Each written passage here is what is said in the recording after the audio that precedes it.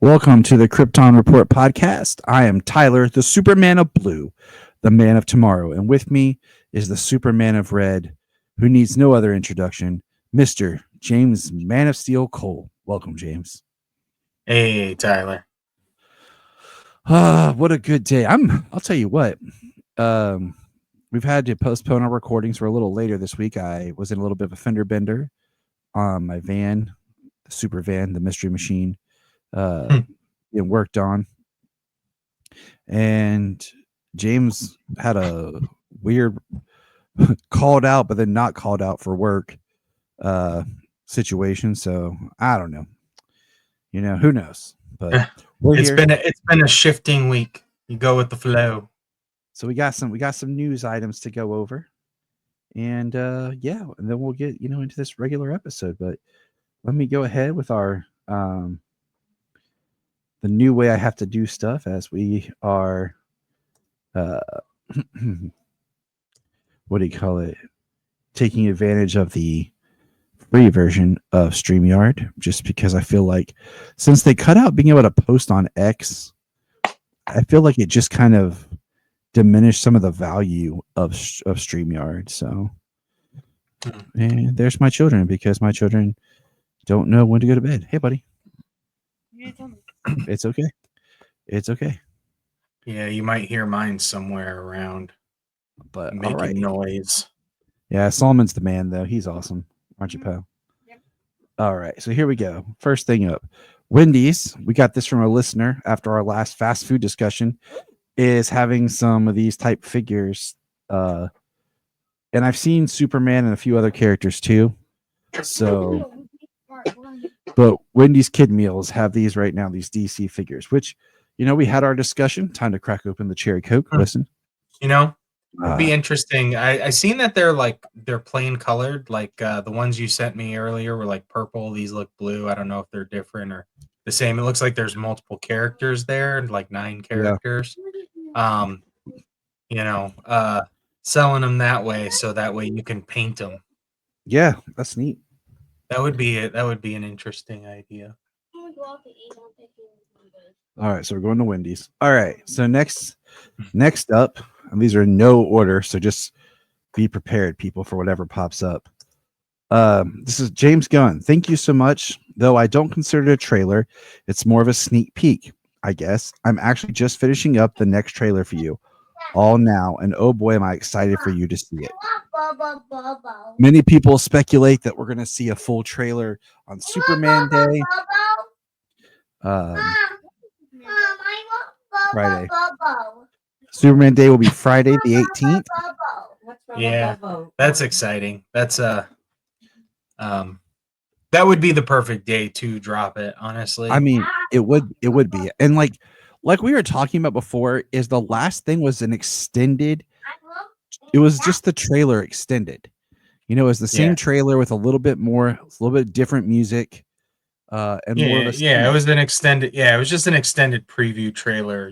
Showed more of an extended scene, and then mostly the same trailer we saw from before.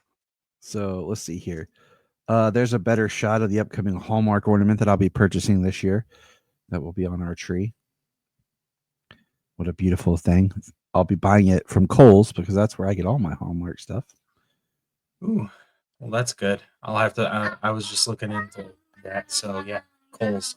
I'll check that out. That's what I did last year. I found the Clark Kent ripping the shirt, Oh, nice.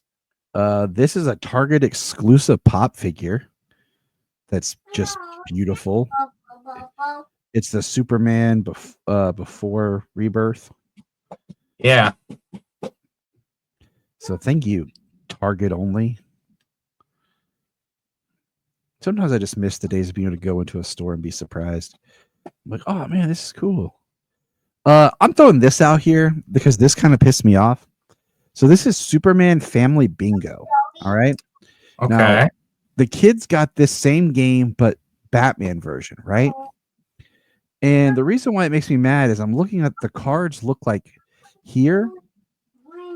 The Batman version, they're all different cover art from different artists. So you have like the cover by Jock, the covers by Fabok. The covers by Jim Lee. Covers by why am I blanking? Yeah. So they put in the effort to put in iconic images for Batman, and with Right. Superman, it looks like any version Generic. of Valentine's you would Yeah. get. Yeah. Just It looks like the that's generic image of them. that's a perfect analysis. The Valentines. And even like I can't blow the image up, but like the cards, like the Batman one's neat because like it'll be like Robin, Nightwing, Batgirl, Catwoman. This is like Superman flying, Bizarro, Superman, and then Clark ripping the shirt open. Like, do they have a variety? I'm just like, man, don't cheat me out. Like, there's so many great cover arts and everything for Superman, just like there's Batman. I'm like, come on. All right. Next, Bray Noel confirms she is playing Batman villain White Rabbit in DC Studios' Peacemaker Season 2. I'm not familiar with this actress, but White Rabbit will be coming to Peacemaker. And speaking of Peacemaker, Peacemaker Season 2 will premiere on August 21st on Max. Nice. So we'll be looking forward to that, and that we'll kind of discuss on that, because how it's supposed to tie in to everything. David Cornsweat says that Krypto's appearance in Superman is sort of a foster situation. Superman is taking care of this dog, but Krypto is like the worst dog in the world with superpowers. So he's always destroying the fortress and hunting wildlife. Oh man. What I've heard is that Krypto is actually Supergirl's dog, and he's watching it for her. So we'll see. You know what I'm saying? Okay. Well, as of late in the comics, there were some adventures that Supergirl and Krypto shared. Not saying that he is her dog, but that's just more recent in the comics. And I'm thinking in Woman of Tomorrow, Krypto's there. We have this awesome life-size statue that was featured at CinemaCon, I believe. But this just looks awesome. Yeah. So that's dope. And let's see. We got these from Entertainment Weekly and Collider. I mean, it's just a picture of James Gunn with David and Nicholas Holt's butt. So yeah. But it looks good as Left Behind. Yeah, I've actually seen that picture. Yeah, that picture like that, with a close up of Cornsweat standing or posed next to a picture of Christopher Reeve in the same pose, holding his hands, his hand by the wrist, kind of a deal. Yeah, and it just same standing pose. Is like, I'm like, it looks good. So Nicholas Holt, just for reference, is 6'3". Okay, where David is 6'4", so it's not that much of a height difference, you know. Yeah, so I was kind of wondering. That was a perspective shot. You could see David was in the background. Oh yeah, but I mean, like, just, you know, even with perspective, sometimes like how they're going to make him appear. Well, you know, Lex usually isn't depicted as a smaller, skinny guy. Certainly not in the physical stature that Eisenberg was. Right. If they're pulling from All-Star, Lex needs to be physically fit. That was kind of one of his big things in All-Star, was being kind of the idea of the perfect man as human. Now, Absolutely. this is like a leaked footage, or it's been appearing on a lot of toy websites of some of the toys that's going to be coming. We see 2 McFarlanes, some regular Superman action figures. You can't see what this big McFarlane statue is, but I can make out a boot. Then a big pop, another Funko Pop. Looks like the 12-inch figure here, and then like a regular play set with Mr. Terrific, Superman, Metamorpho, maybe. Yeah, Metamorpho and somebody else. And then here's a better shot of just the McFarlane Superman. So I think it's pretty sweet. So yeah, I'd definitely like a David McFarlane figure. Oh, I can't wait. They were on it for the movies there for the last run of movies that were coming out. They were starting to make some things from each of them, but Mm-hmm. they really squandered it the last year.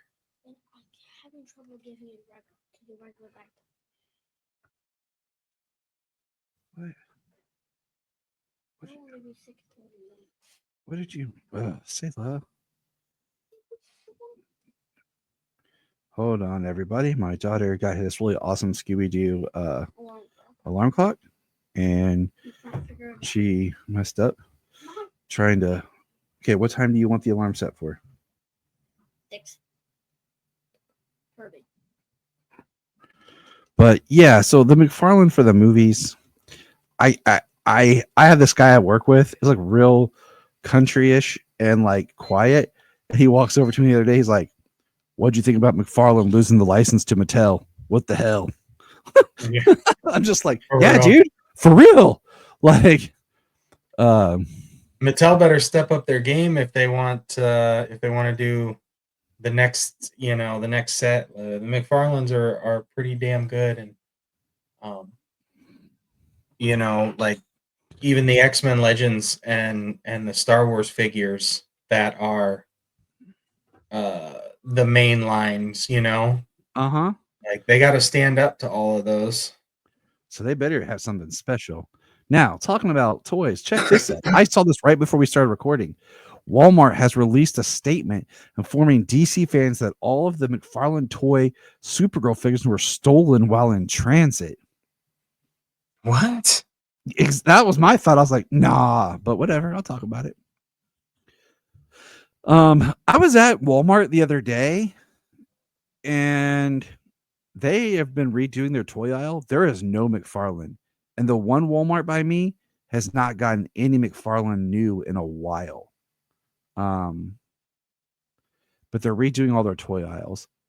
But here's a piece of news. Jason Momoa revealed he has wrapped filming his scenes as Lobo in Supergirl, Woman of Tomorrow. Now, there have been some spy leak photos of Supergirl. We're not going to share those or talk about those just because they're really crappy, but we want to see official releases, Yeah. Like Jason tried to give a quick shot of of himself as Lobo, kind of like on the Minecraft uh, uh, promotion tour, and, and he got told no. Nice. And then Yeah. the last thing is I found this and it made Brian frustrated. So it says, why Superman is better than Batman. Accepts his parents' an entire race dying and doesn't let it get him down. Batman can't get over 2 parents dying. Superman raised from humble beginnings. Batman raised in extreme wealth and privilege. Superman worked hard to earn a degree and hold down a job. Batman got his position as Wayne Enterprise through nepotism. Superman, tons of powers. Batman, no powers. Superman, biggest enemy is the wealthiest, smartest person on the planet. Batman, biggest enemy is a mean clown. All right. I didn't write it. Okay. So you can't be mad at me, people. But I just thought it was funny. But that's really all I have for like news. There hasn't been a whole lot. I've just kind of been collecting the little things that I find like that. I will share this. Walmart did have 2 new kids Superman t-shirts. And I got them for the kids for their Easter. So they're really cool. I forgot to take a picture of them. They're put away, but it's pretty sweet. But all right. So time to get into the episode. Today we are basically just doing from 1999/2000 Superman Y2K. James, man, do you remember Y2K? Guys, I do remember Y2K.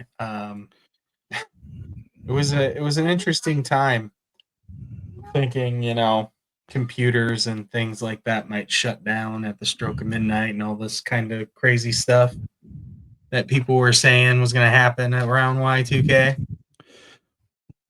Were you concerned? Were you prepping? No, wasn't Yeah, really. me neither. I was young. I was just like, whatever, bring it on. Yeah. Got that little worry in the back of your head because everything, but you're a kid. I'm 14. I'm 14. Yeah. What do I care? Right. I just remember Y2K like that year. It's the first time I went to like a New Year's type party with some friends hanging out in the basement. It was really cool, chill, nothing really big, but it was just like, yeah, rolling the end of the world right here. Right. Like if this is where I'm gonna be at the end of the world, I'm happy. Yeah, it's like, all right, let's do this. But yeah, so it's just funny. It's really poignant reading this story now with everything that had been going on with Superman in the last run of books. Mm-hmm. This is a very okay. Has you read this before? No, I have not. So this is a very interesting story.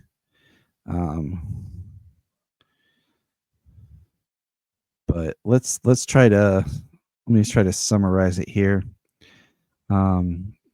Basically, it's Y2K, New Year's Eve. Lex is throwing a big party, and Brainiac emerges and takes over, and then basically creates a new version of Brainiac. It's like Brainiac, like version 2.0 or something. I forget what version he kind of said his predecessor was.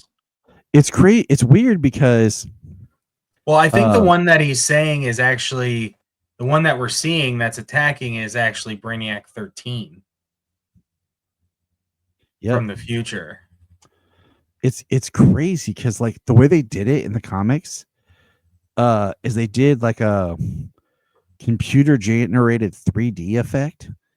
So once he emerges, that's what he looks like. Do you remember the TV show Reboot? Like I was gonna say it looks like Reboot was put into our comic book. Yeah. Bob, look. Incoming game. Reboot. That was a dope show. Yeah, it looked like any one of those shows that took place in a computer generated world back on, Fox's Saturday morning cartoons. So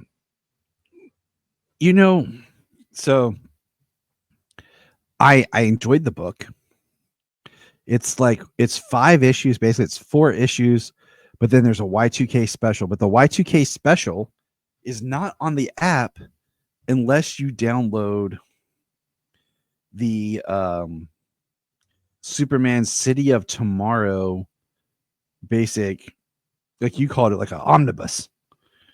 Well, yeah, it's like 450 pages, so it's a pretty thick, it's a pretty thick book to thumb through, even digitally. When you're, scrolling through trying to find where our issue starts, and we get all 5. Yeah, and it's Brainiac 13 is what emerges. And it's just interesting because like you see Brainiac shifting, and we see like the different versions of Brainiac we've seen throughout history up until then. But this, we have the Metal Men that are in this issue, this series to help Superman. But the biggest one is we have baby Lena Luthor. And what's interesting to me is we're reading this in basically order, okay? And one thing I'm noticing is these books are like tying together, but loosely, in the sense that each chapter is written by a different author. So it's not as tight as, per se, if it was the same author writing each one, but we have Lena Luthor showing up, and it's baby Lena, and that goes back to like when Lex sold Lena to Brainiac and all this. And it's just interesting because it's his daughter, and it's one of those like I just want to write a comic if I was like Josh Williamson or something, where I would quickly talk about that Lex had a sister named Lena who died, and that's why when Lena had a daughter, he named her Lena. So that way we can just like clear up some continuity stuff with, wait, is Lena his sister? Is Lena his daughter? Like, right. Yeah, definitely. That's what I meant like earlier by it's very timely that we're reading this now is because his daughter Lena, who was given to Brainiac, she was his vessel in this, and this is where he gave her up, and he gave her up for Metropolis to basically be king of the city of tomorrow. Was literally how it was described in the book.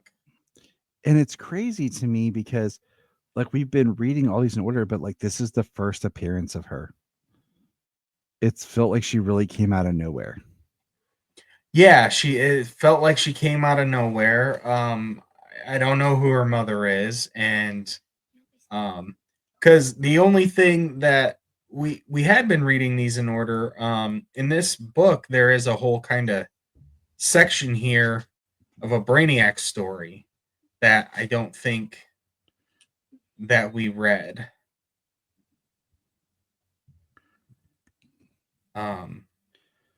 So issues that end just before the Y2K. Because like we had just read the Christmas stuff, and then there was something else in this trade. I didn't know if we were. That's the Y2K special. Oh, is it? That seems pretty long. Yeah, it is. Oh, okay. I didn't read that. I started on that. Yeah, I got confused too, like because of how it was. I started on that one with the cover with Ed McGuinness, the one I had asked you about. Yeah, because I looked up the issue number that you had given me, and that's the cover that I got. So, and that's what I thought it was till I got into this, and I was like, oh, but yeah, that's the Y2K Brainiac, like where it shows him making the thing, and like Lena just appears in it, like she's been there, and we see Lex like rescue her from because Metropolis is under attack, and basically Brainiac is digitizing Metropolis. Okay, and I don't exactly know what that means, but you know, he's digitizing Metropolis. And yeah, well, as Jimmy described it later, he was changing everything into conduits to basically try and create it as a circuit board connecting him to everything. And I mean, it's an interesting book and concept, but at the same time, like I feel like it could have been, I won't say better, but just like the idea of the Y2K and Brainiac being behind it would have been a little bit more interesting if they would have.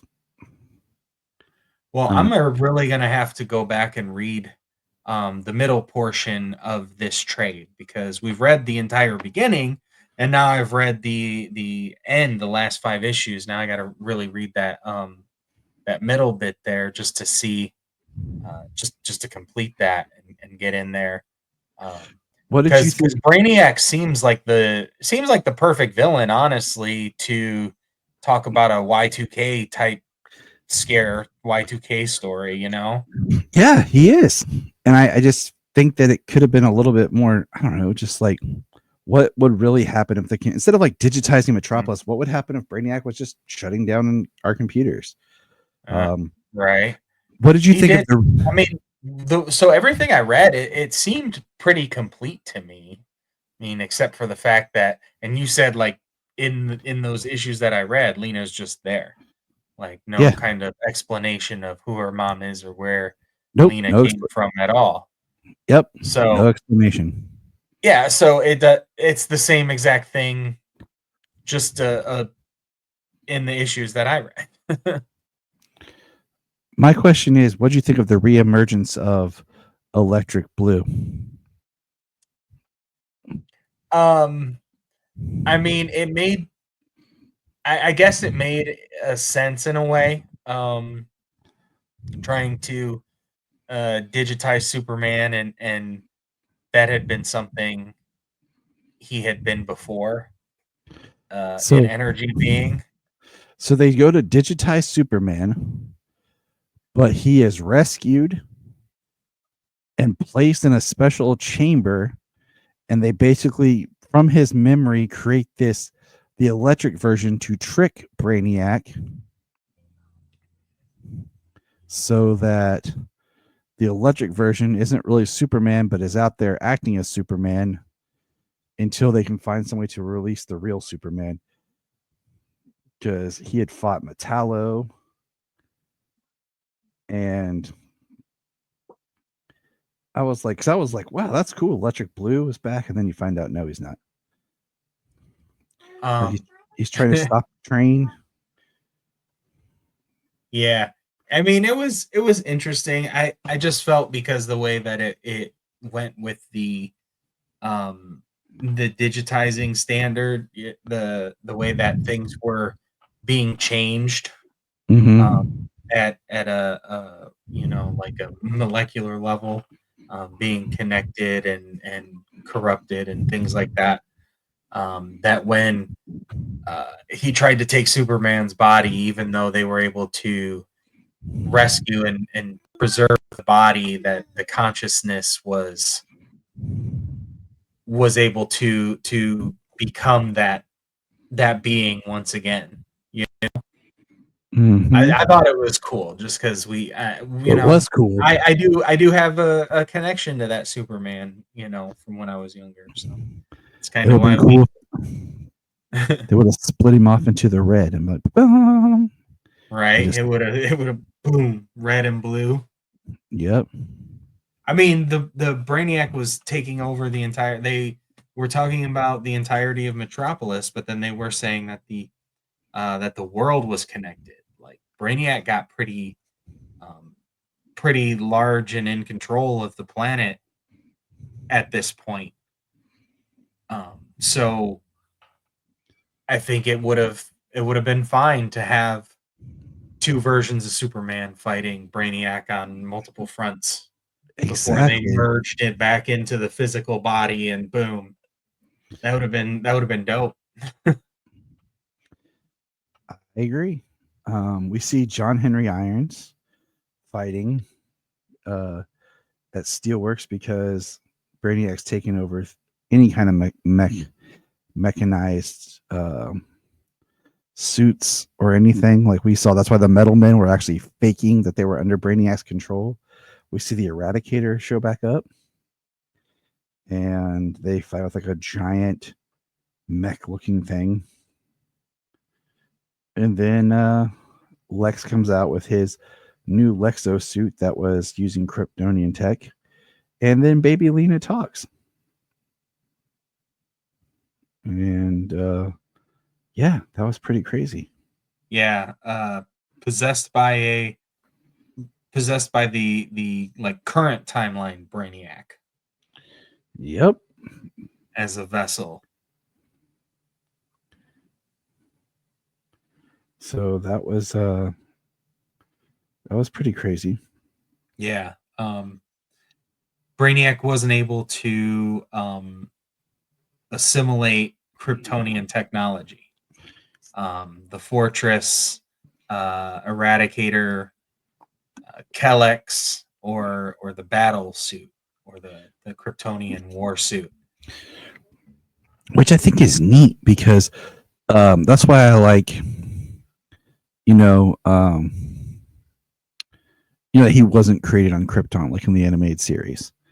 Yeah. You know, That's really interesting. It is really cool. I do like the idea that Krypton was such an ancient race, and such a scientifically advanced race, that even what we what we assume to be one of the most advanced and smartest beings in the DC universe, being Brainiac, not being able to assimilate and control Kryptonian technology. So it's interesting that it's beyond him, even if he has, or yeah, has like the city Candor, but it's like Kryptonian technology is beyond him, but that one shrinking technology, that shrinking and bottling technology, was different and beyond the science of Krypton. You know, so Mm-hmm. like they can't escape that, but he can't stop Superman's and Kryptonian technology in that regard. It's very So, interesting. so I'm it's yeah. I just feel like yeah.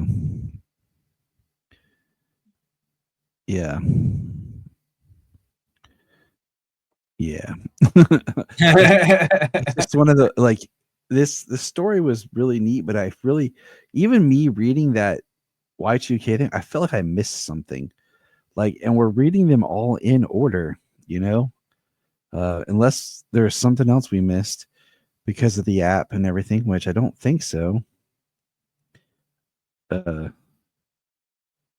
so um, yeah, I mean, and comics can be like something a little part of the story took place in a Justice League book mm, or a crossover with something else, and it's not something that we see, unless we go to like mhm. some sort of story reading order. Yeah. I mean, you're not wrong. So, but Well, that's just the convoluted nature of the intertwined books and shared universe kind of thing. think But so. the book was But fun. Like I said, it was really cool. Brainiac being the villain of a Y2K story, taking over technology. Um, Certainly a different route of everything shutting off and crashing and stuff because of Y2K. mm-hmm. That's definitely a change to the world. Um, but like I said, I did really, I enjoyed it, and I did like the fact that we got to see uh, what happened with Lena. My Yeah. my only context of is what they have told us. So Yeah. now to actually kind of see it, except for the fact of like she just kind of shows up. Yep.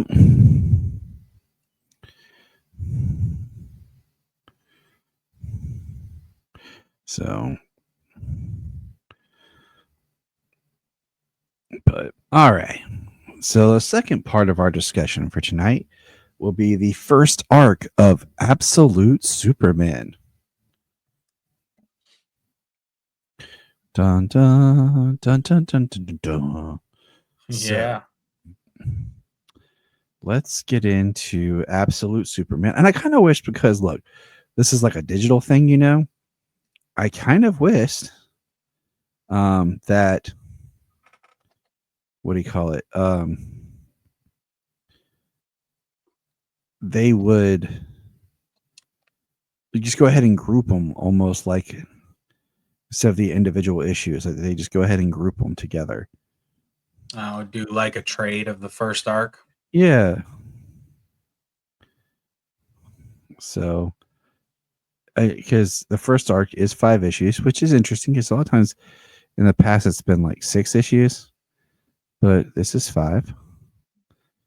Uh, Yeah. but before we dive Okay. into it, what is your overall thought on? Now after reading the whole opening arc, uh I really enjoyed it, and it was very much a world building arc. Um there wasn't a single primary antagonist or villain to beat and stop. That didn't happen, but we did get introduced to the world of um of this Earth, and Superman of Kal-El, of the world of Krypton that he came from. We spent a lot of time back on what this Krypton is. Oh yeah, I think we probably spent more time on Krypton than we did on Earth. And it makes sense, for this first arc. I thought it was really good. It's really cool to see a different take on Kal-El growing up on Krypton. Mm-hmm. Him knowing and remembering Krypton, him experiencing the loss of his planet and everyone. Once we get to the finale, we can discuss how that went down. But and just the life that was Krypton, and then the different ways they use things like Brainiac and Lazarus and Peacemakers, Lois, and Peacemaker in himself, Christopher Smith. Yep. Peace. Yeah. All right. So let's I dug the first arc. I really like Absolute Superman. This book, it feels like Superman, but if this was like main continuity, it'd be like, ooh. But being what it is, this works great. I reread all 5 issues. We talked about the first issue before, but let's get back into it. We'll redo them now. Okay. So the first issue, I wish there was like a button on the app where you could just hit like refresh, and Yeah. it would take you back to the beginning of the comic. But okay, Absolute Superman by Jason Aaron, art by Rafa Sandoval. Years ago, 9 million light years from Earth. So what we learn is the Science Guild is like the ruling body high above the best part of Krypton, and they're all wear the symbol. It's very much more like the original comics Kryptonian look. Kind of similar to what we saw in the George Reeves show, the Kirk Allen serial, those past iterations. Right. And then we have the Worker Guild, which is our Superman crest. Yeah, it's like the laborers or the tradesmen, that type of stuff. And we see Laura Vaughn, and we have this quote: "In school, my mother, Laura Vaughn, was an extremely exemplary student, destined for great things, everyone said. Until she wrote an essay criticizing Krypton's lack of funding for interstellar exploration. For this, she was labeled unruly and forbidden from ever applying to the Science Academy. She was 9 years old, and she wanted to be an astronaut." So right there shows you that Krypton society was not great. And then we see like the labor guild is like janitors and servants. Like it was based on a class structure. It was a caste system. Mm-hmm. And it says, "We are the people of steel."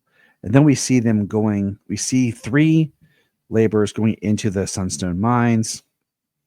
And of course, it's headed up by Jor-El. And then here we have come another guild.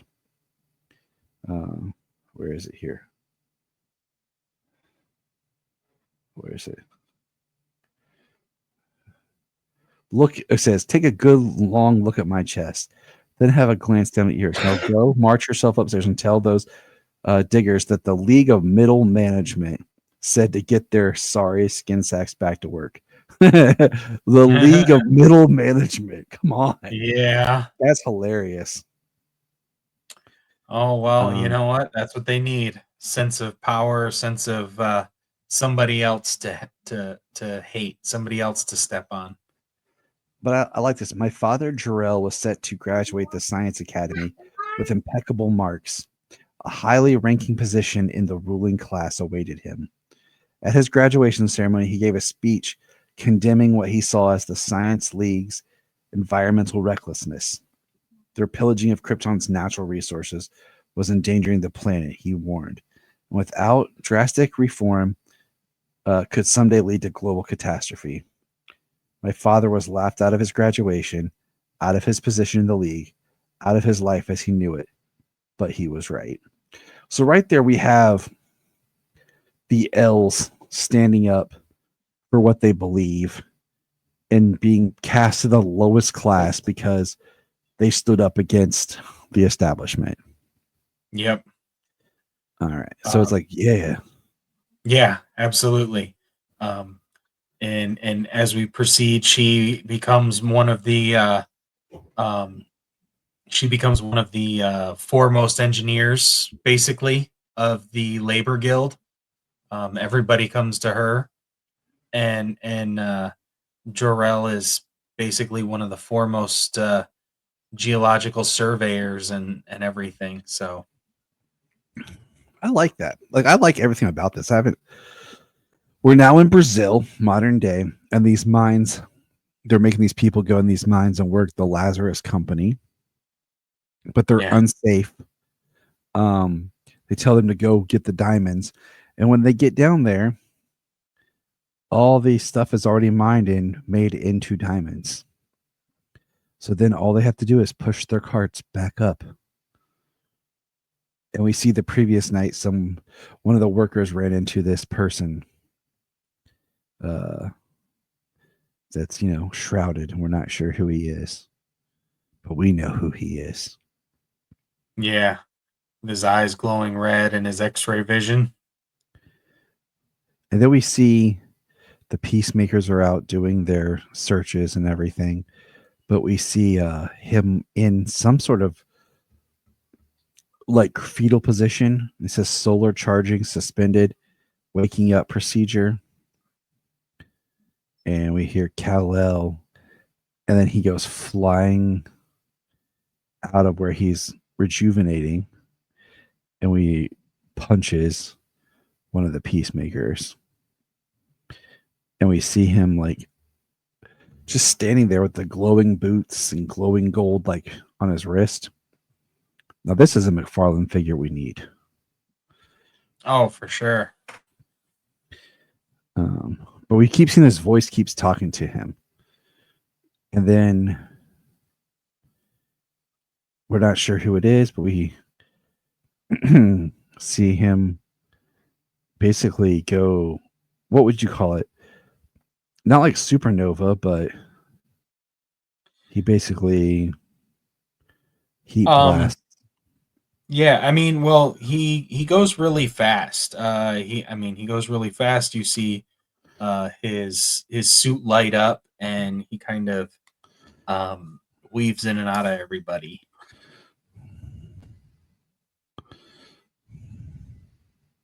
Yeah, until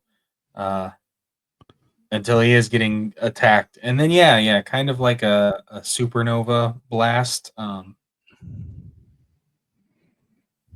Some of his heat vision looks to have taken down a lot of peacemakers. Mm-hmm. It's like he doesn't what do you call it? He doesn't know the extent of his powers yet. Yeah. So he does that, and then all of a sudden he gets cuffed by Agent Lane. And she says, "Move and I'll fry your face, Superman." And then it says, "Absolute Superman, Last Dust of Krypton Part 1." And then we see a person and it's some form of, it says Lazarus R&D, but it's some form of Brainiac because it's like plugged up, and we see like little small places that are like bottled cities. Then we see Central Kansas, and there's an old house with a broken mailbox that says Kent. It's now property of the Lazarus Corps. Then we're back on years ago on Krypton. We see Jor-El and Lara together, and they're like, "Where's Cal?" And then we see Cal with his dog, and he's probably like, how old do you think he is? At this point, I mean, he's already probably almost 10 years old. That's what I was thinking. Like between 10 and 12 was kind of my thought process. And we see like at the last panel some like green gas coming up, and that's the first issue. Yep, kind of hissing up out of the ground and killing the plant life it comes into contact with. We've seen a couple of instances of Krypton turning green and poisonous inside of the mines, and here with this little puff of gas. I'm trying to get number 2 booted up here. Now, yeah, you just got a little, a little ahead of me flipping in the pages. So it's catching up to you. So, okay, here we go. Issue 2 starts 6 years ago in Krypton in the Redlands with Cal being woke up in class, and they're basically saying, Cal, who wrote this? And he said, I wrote it. They're like, you wrote this yourself? And they basically say the Luminarium contains all knowledge of the Science League from throughout Krypton's history. And basically he's in trouble for writing his own paper and not using basically like their AI writer. Yeah. And they're like, we want to talk to your parents. It's basically, yeah. I mean, it's basically not questioning the ruling class. And then we're back to the Brazil with him being cuffed with her, and he can't get free. And we see he's talking to someone, and it's like the gold on his armor, his suit, starts moving around. And then the peacemakers and everyone start shooting at him and Lane. And we see his cape comes out, and it's basically sunstone dust. Yeah. That's like being controlled and manipulated, and he can move it around and make it big and protection and whatever he needed to be. Or like at one point he sends it out over top of Lois as they're trying to escape the peacemakers. And we see a shot in a panel of like one of their bombs, like rockets, and it says peace at all cost. Yeah.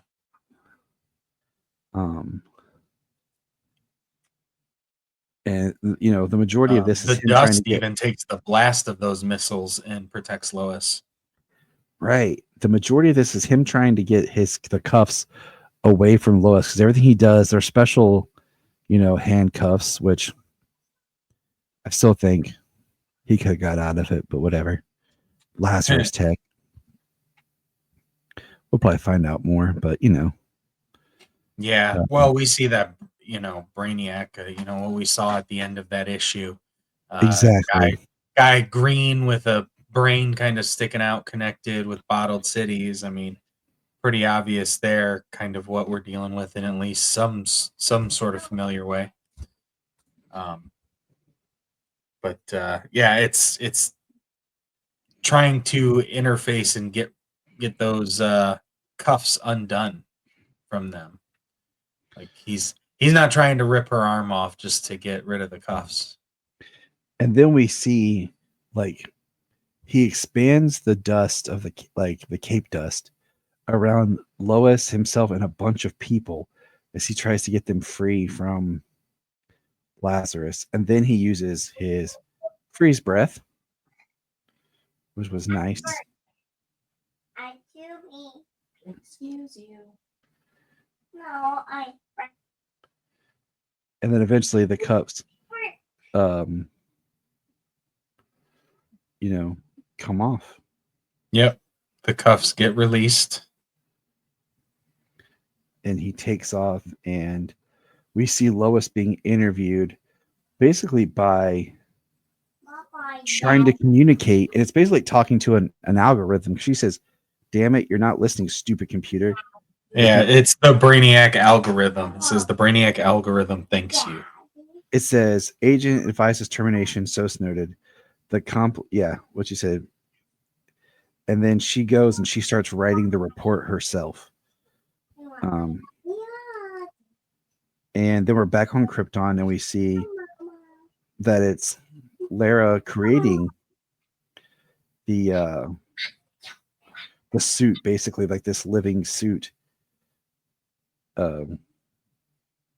She said it's exploratory. It's a spacesuit and a rocket ship all in one. We're just going to need a lot more sunstone. The prototype I have was made for a child. And she's showing Jor-El her plan. And, we see Cal playing with his dog. And then we cut back. We see Lazarus means death. Join the Omega Men. And then we see written by Lois Lane. And then here's what you were talking about, where we see Christopher Smith, the Peacemaker, just blowing some people away, teaching them that peace has a price.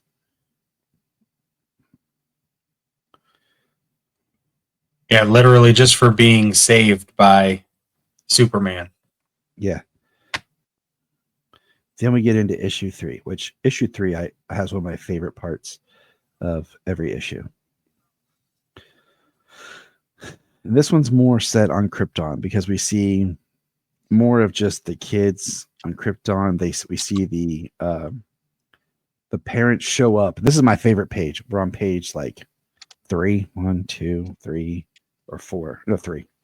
Where they're talking about Cal being called out by the school. It says, when you do that, you're challenging 3,000 years of Kryptonian tradition. And he says, I know, I can't help it. My words make me happy. Theirs are just words. Jor-El says, well, it's affecting your grades and getting you into trouble at school. And your mother and I, we've talked a lot about this. Lara says, and when it comes right down to it, we really have just one thing to say to you, Cal. Keep it up. I love it, dude. I love it because I sent that to Jania because I'm like, yeah, that would be us as parents right there. Like, yeah, keep it up. And he's like, really? And they're like, yeah. Oh, for sure. Yeah, always question, I mean, there are plenty of facts out there, but new facts can always change the outcome, something that was always the same before. Do something new, that outcome is different. And then we see Cal out and he starts seeing the green gas killing the life of different animals, like livestock, animal, fishes. And then we see that they're on a field trip on a train. We see kids, and he's just typing away. And when they're on the field trip to the capital, he sees his dad being taken away. His dad's trying to tell the science council what's going on, but of course they don't listen. So what does he do? He runs home to his mom. What's his mom do? Suits up with a giant ass gun. I'm gonna go get your dad back. And then we see her bust in when we're seeing her with the suit, and we have Crypto with Sunstone cape. Busts into the Law Guild. And what's neat is her suit has a mask, like a helmet mask that comes around.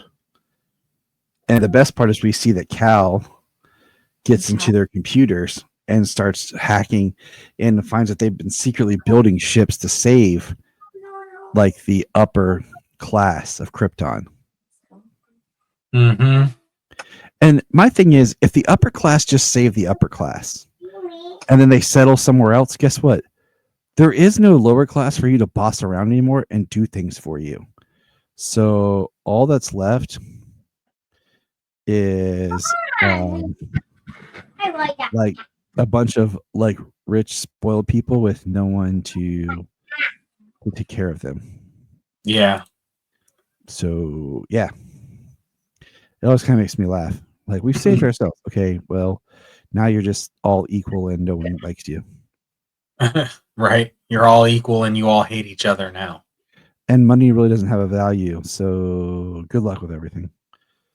But Cal releases Especially when your entire planet's gone. exactly. Cal releases all the secrets. And then we see that his mother's been working on a really big secret ship. And they say, here we go. We will save our cousins, our neighbors, as many Kryptonians as we can. I only wish the ship was big enough for the whole planet. But the Science League wouldn't even see you, Jarrell. It figures they don't want to know what. They already know, he says. She says, what?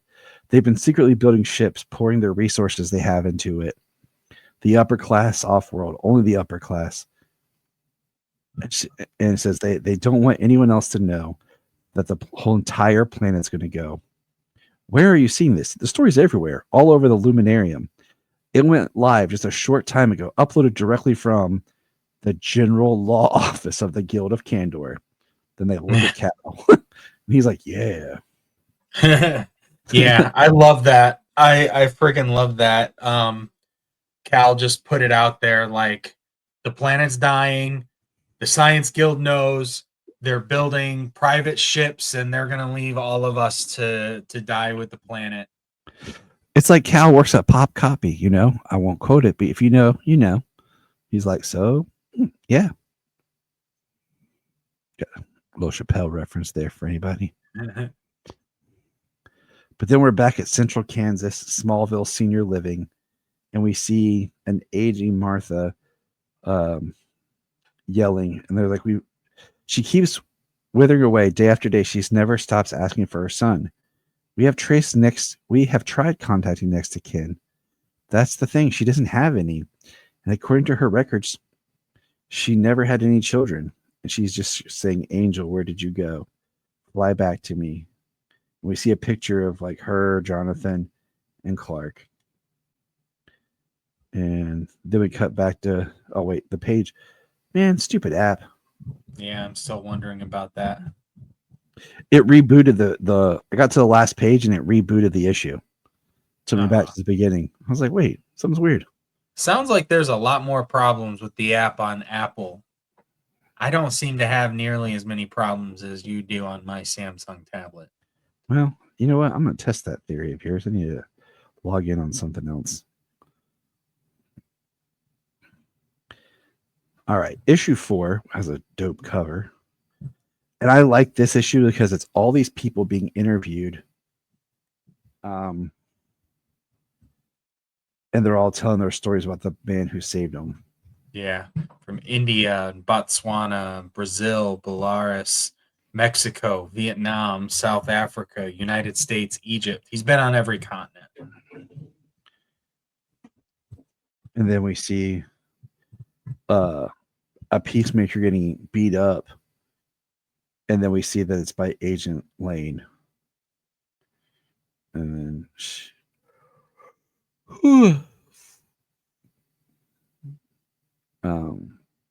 and I like the people being, and I like the people that are being interviewed, like you said, and we see her father's trying to call her,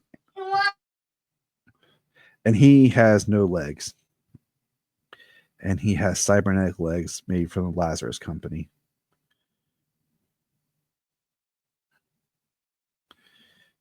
And she's walking around, and she makes contact with one of the Omega Men, who is Jimmy Olsen.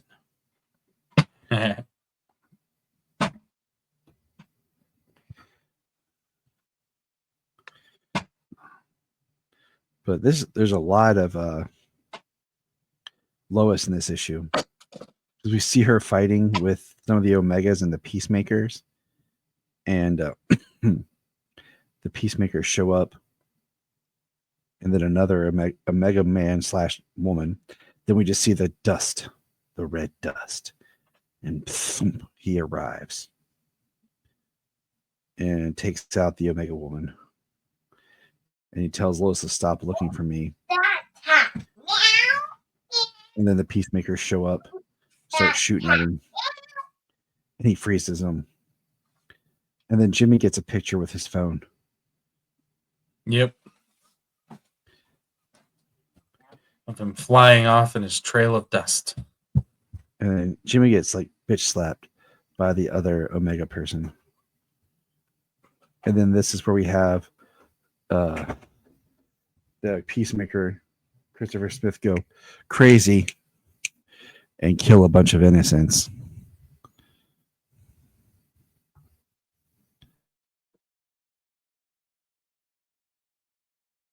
So, yep.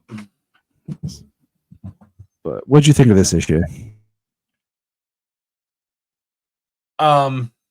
You know, I thought it was interesting. I mean, we got our introduction of Jimmy. You know, there's all kinds of character beats, character similarities, you know, to their mainline continuity universe counterparts. But I mean, for as it goes, I mean, I'm not sure how much the Omega Men play into it just yet. We're gonna see more Peacemakers. We're gonna see more Lazarus Corps. So we'll probably see more Omega Men as a form of resistance. And then the final issue of this arc, issue 5. And that was a good issue of like you said, world building, but there wasn't a lot of Superman in it. But I'm not complaining. Yeah, man, I like him showing up, saying, you know, stop looking for me. So we have Krypton 6 years ago. And we see Jor-El fighting. I almost said the Peacemakers, but no. If you look at their chest, it's like the normal Zod symbol. Yeah. Zod symbols the Law Guild. Yeah. Kind of makes sense along the lines of the military. But we see where like the plane is just fighting itself because, you know, everyone's trying to get off that can. And we see the ship, the Lara had made, and we see all the people coming from, you know, their guild getting in it. And Cal is like seeing the green. And then it's then cut back to Earth with the Peacemaker outpost. And all we see are tanks and a lot of red dust. Yeah. Seems like the red dust is throwing the tanks around. And like we have him, he says, where is it? Where's his first line? He isn't here. Where is he, Soul? And Soul is the name of his suit. Yes. We didn't say that earlier. Like it's like a computer living thing. And Superman says, Christopher Smith, he murdered 23 innocent people. Where is Lazarus hiding him? Where is he? And the Peacemaker is like screaming, please don't kill me. And he just keeps punching through, going everywhere to find Smith. And then we're back and we see like all the other people putting on the suits that Lara had created. We see Cal and Crypto. Yeah. Let the ship bond with you and become your spacesuit. Every part of the vessel is a whole in and of itself. So we'll all be safe once we take off. It's a really neat concept. Yeah. And then the floor or the ground starts to disappear and Crypto saves Cal because he hasn't bonded yet. Just like a kid not to listen to their parents being out walking around. Yeah. And then we just see like Krypton, the planet, just going crazy. And we find it says, I almost believe, where is it? The clerics conspired for months to build enough ships to evacuate the Kryptonian elite from the dying planet. What could Krypton have accomplished in that time if the guilds had all allowed themselves to work together? More people would have been saved, no doubt. Maybe not at all. But as it was, not a single ship managed to take off that day. From the cities, at least. Not one. It's like, it makes it even more sad. Because, like, you see the selfishness. You see that some people could have lived and made it off the planet. And we see Lara's ship that she built going. It says, on board our ship, people were crying. Everyone was frightened. But the strangest thing happened to me once we took flight. I felt profound calmness over me, a confidence I had never known. I felt hope. I think I even smiled. And then, with the speed of a bullet fired from a gun the size of a planet, that hope was torn asunder as a giant chunk of green, basically kryptonite, hits the ship, and everyone's falling. And we see the first time Soul really talks is, "Do not be afraid, Kal-El. I am Soul, your exploratory spacesuit. I will protect you." And then I will protect. We see everyone else's like suits saying, "I will protect you. I will protect you." And create their own ships for everybody. And we see Cal seeing his parents. His parents are like in a ship together, which is interesting. Krypto's in his own ship. And it says, "We're with you, son, always."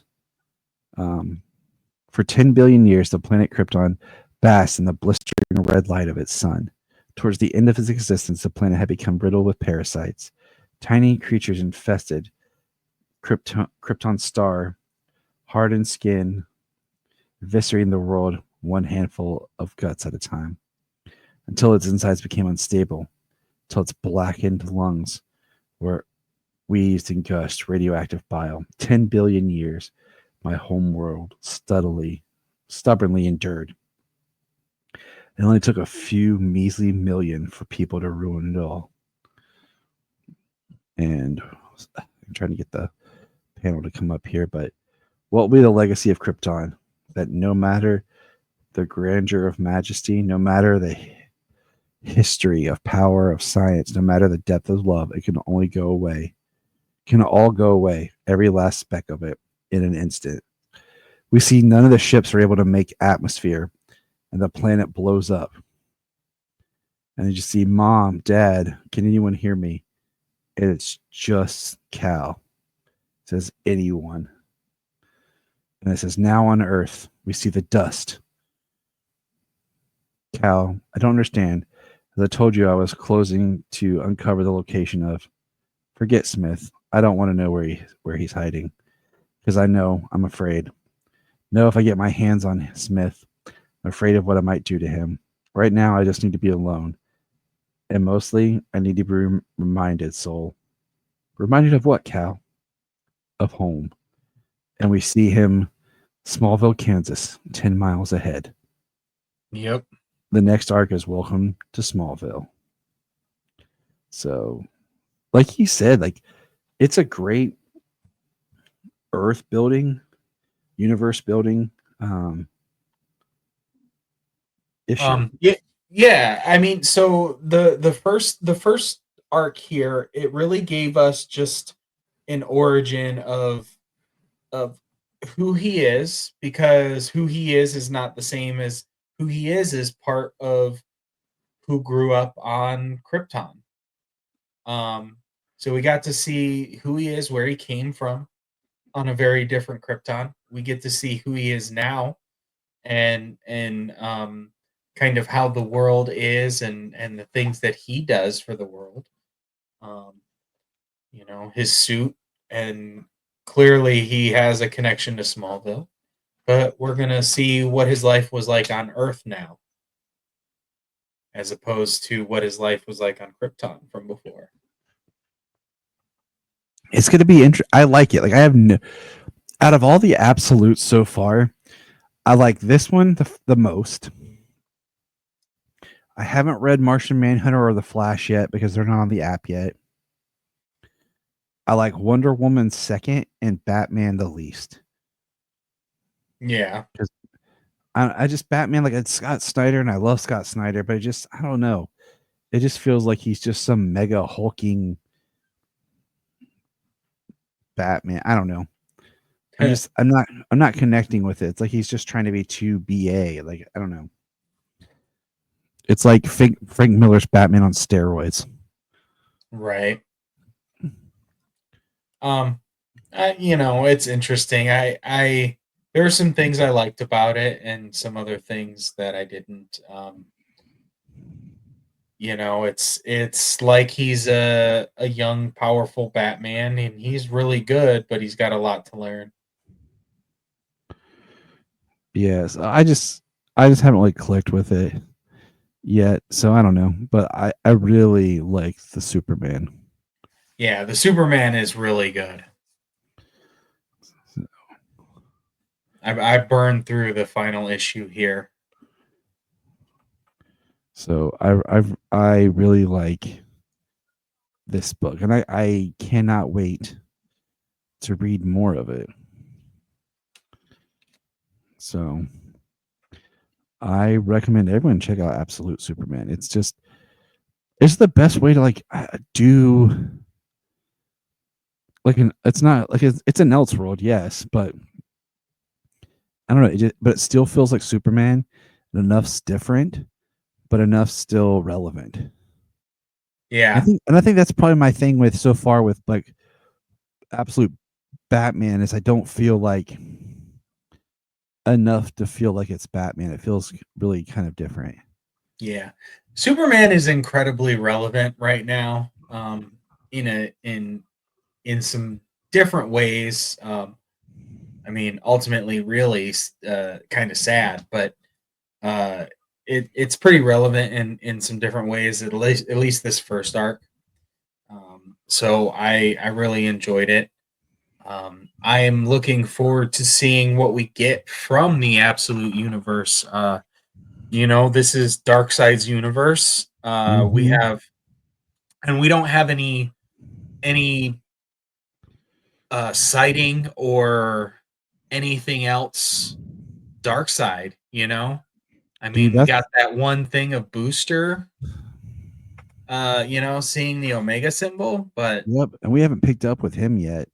yeah, so we don't know what's going on yet. No Darkseid or anything. We're just kind of living in the world.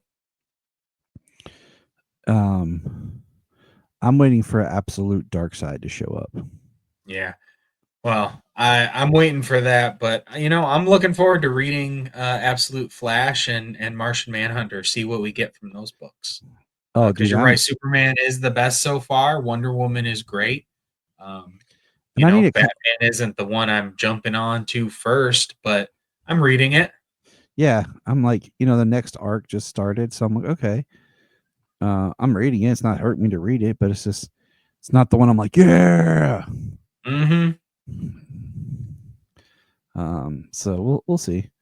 But it takes a couple issues, I feel like, to really get the feel of each individual Absolute issue. But that's what we got for this episode, everybody. I hope you enjoyed our conversation and you're checking out the Absolute stories so we can talk about them more and more. James has a quote here. Something he wanted me to remind everyone. James said, "Next time we talk about Superman and the news in the movie trailer, how about this? It could be showing Superman vulnerable because of the way that people say Superman is boring because he can't do it. He can do anything and be anyone." That was a little quote here by Mr. James Cole. Oh yeah. It was about the fact that we get Superman in that vulnerable state in the preview and in the trailer. I mean, yeah, it does get to show off crypto, but um, Superman is that character they say is boring and nothing can hurt him and stuff. So at least showing him hurt people feel that there are stakes with him. So I just feel like it's probably a decent way of marketing. you know, Mm-hmm. Yep. or an interesting way of presenting marketing for the character. We'll see what we get with the next trailer, Mm-hmm. and kind of get an idea of where they're going with the rest of the marketing as well, because we're 3 months out. We're 3 months out from the movie. As of Friday, we were 90 days. Yep. So good times. Good times. Good time. All right, everybody. I'm Tyler, and this is James freaking Cole. And we're saying, remember and look up.